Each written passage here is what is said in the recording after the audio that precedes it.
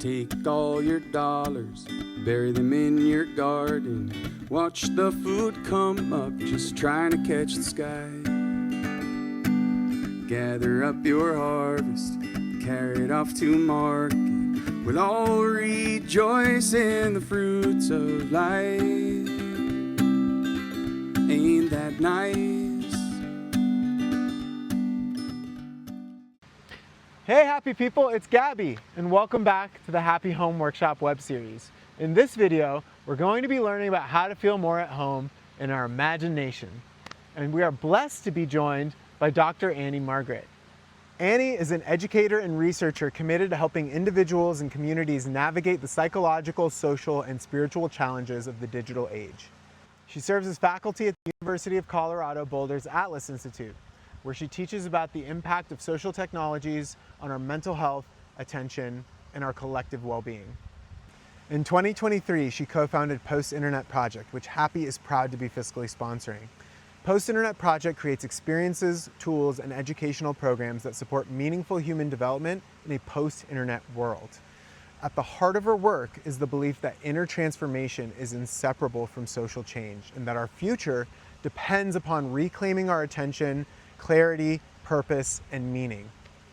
Lastly, we're grateful we get to imagine a more beautiful world with this wonderful human. And now, Dr. Annie. Hello, I'm Annie, and welcome to my home.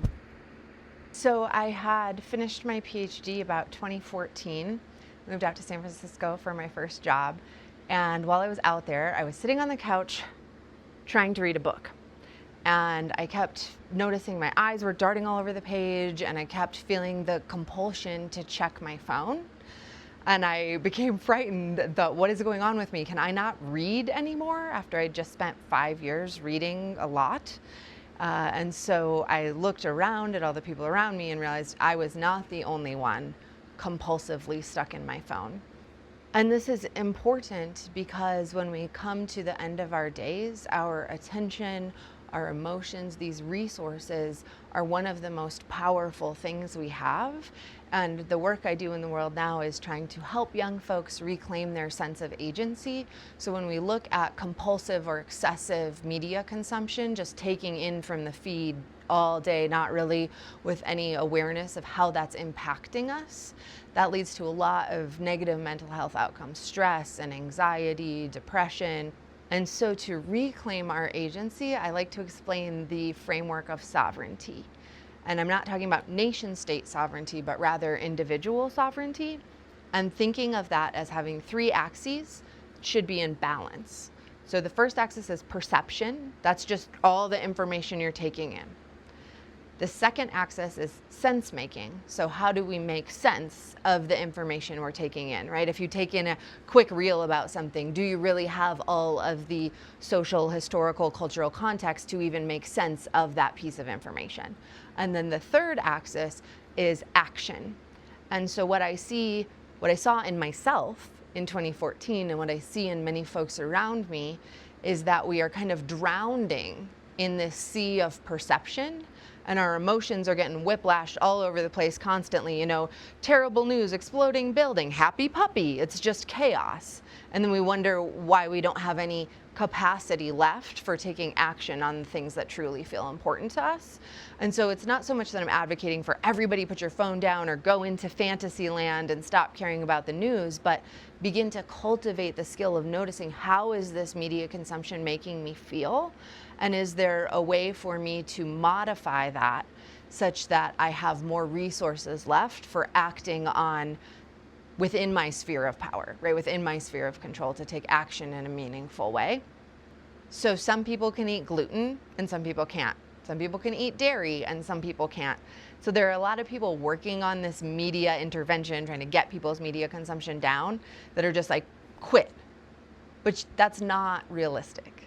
We can't just check out of society. And so rather to begin the cultivation of noticing, oh, this particular account makes me feel awful, makes me anxious, or this particular theme that I'm consuming is really problematic for me, and then beginning to curate with intention, which requires a slowness and a noticing of what is it that I'm actually feeling, instead of doing what they're designed to do, which is please be numb, have no awareness, and just scroll for hours so that we can make as much money as possible. If we want to think about how this impacts not only our emotions and our felt power of agency, but also thinking about consumption, just as I was speaking to the food metaphor. So we consume food. If a food makes us feel really bad and we notice that, we make a choice not to consume that food. In the same way, when we consume media, we are filling our mind with that. If we think of our brain like a filter, when you put a bunch of information in, it tightens down the porousness of that filter. So you can think of it as being really tightly packed, like there's no space in between. And so now information, other information, is more difficult to access. So it ties back to what I was speaking about with where internally my desire was to be reading a book and to be collecting that information. And what was happening on autopilot, it's because my brain was so full and scattered, it was just, I couldn't even take in the information or focus well enough to be able to follow that, and this kind of ping pong effect. And so helping people regain their agency and their ability to kind of empty out some of that noise such that we can listen with more heart. In speaking about the filter, it feels important to me to convey more of what I mean when I say that. So often people think of our brains, to use a metaphor of a radio, people often think of our brains more as transmitters, right? That we are creating something in here and transmitting it. Our brains function also as receivers of consciousness, of information, however you want to think of that. And so if we think about a receiver, if you are having all of the channels on full blast coming into that receiver, it becomes very difficult to tune the frequency to a specific point that you're interested in.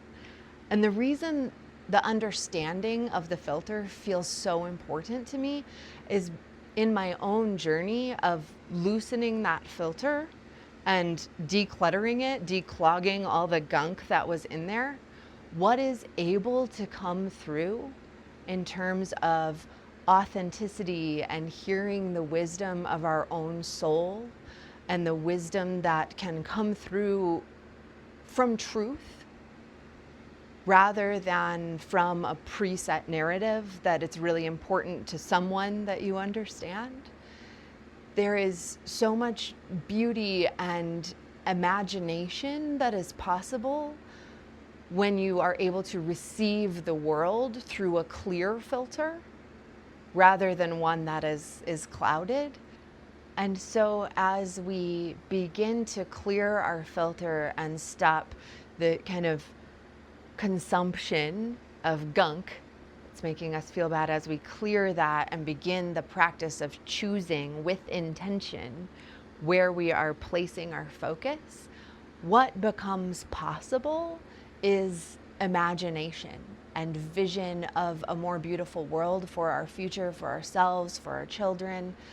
And it is important to me, not only for myself, but for all people, to reclaim our imagination, which has, in my current view, been colonized by large tech companies. And so in the reclaiming of that imagination, to be able to see and hold a vision for ourselves of what home feels like. If we cannot imagine what it feels like to feel home, to feel belonging, to feel safe and held and cared for, if we cannot even imagine that, then it's not possible.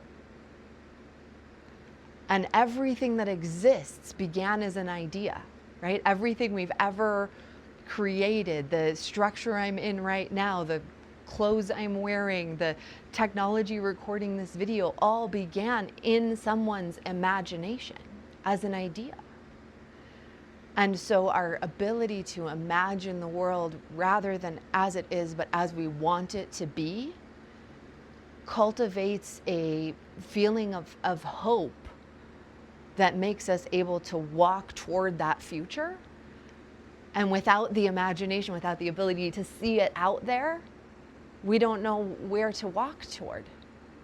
And so it is possible to begin clearing our filter, and much in the way that different media kind of gunks up the filter differently for different people, right? It's unique to you.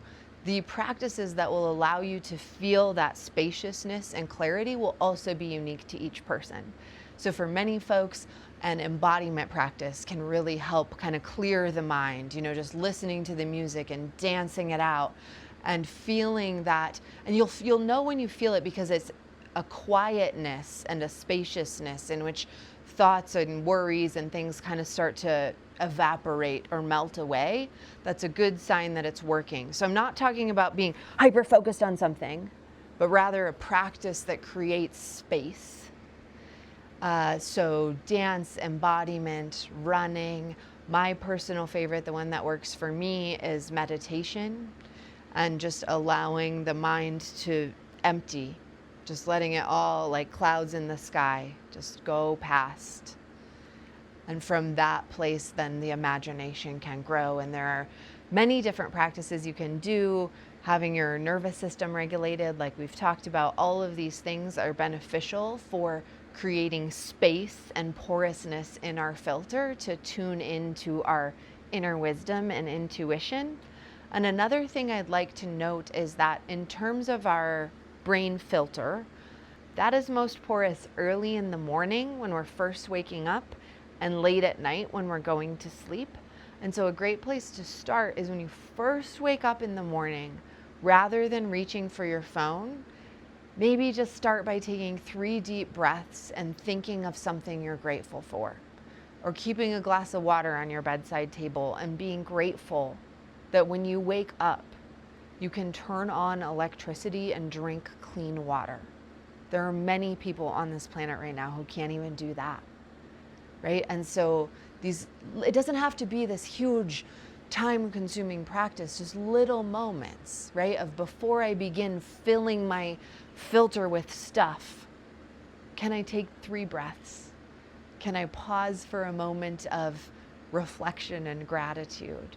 We'll start with little things, and then as you begin to feel the changes from those little things, it creates a kind of positive feedback loop where you say, wow, that felt really good.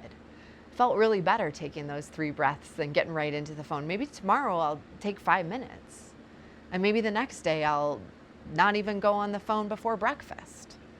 Or whatever, wherever you're starting, it's okay. Just start there with something little and allow the snowball to gain momentum. Don't try to force it. Just let a little piece start. And then from that little piece, notice if you feel better. And allow that better feeling to fuel the next little step and the next little step. And kind of let it be easy. We have this idea that it has to be a struggle to have this discipline but I don't subscribe to that. I think it can be easy and joyful, and that slow and steady, right? To chip away at the gunk in the filter, right? Just slow and steady. We're not going to try to just gradually and let it clear out. And so beginning wherever you are, I find it really powerful to incorporate a practice of imagination into daily living. Just, again, wherever you're at. And if it's not so available to you right now, I invite you to go back in your memory to when you were a little child and your imagination was alive and vibrant. And if you can transport yourself back there, what were the things that you imagined? Maybe you had imaginary friends or played make-believe. And can you, from that place of being a young child full of joy and imagination, can you take that childlike energy through you into the future and imagine what home feels like?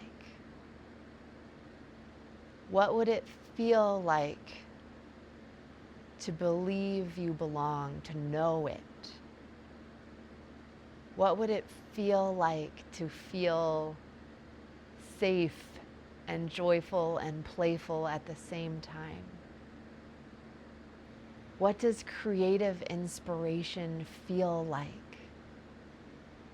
And what does it feel like to walk toward that future without fear? To be led by the power of your own creative vision and to walk boldly in that direction. Slow and steady. The clear mind and an open heart. We walk each other home.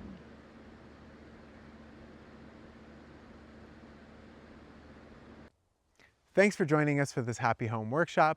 I hope it's got you feeling inspired to clean the gunk from your filter and make space to imagine a world that you can feel at home in. If you want to deepen your learning, check out the resources that Annie has curated below this video. And as always, thank you for your valuable attention, and I hope you have a happy day. Ain't that nice?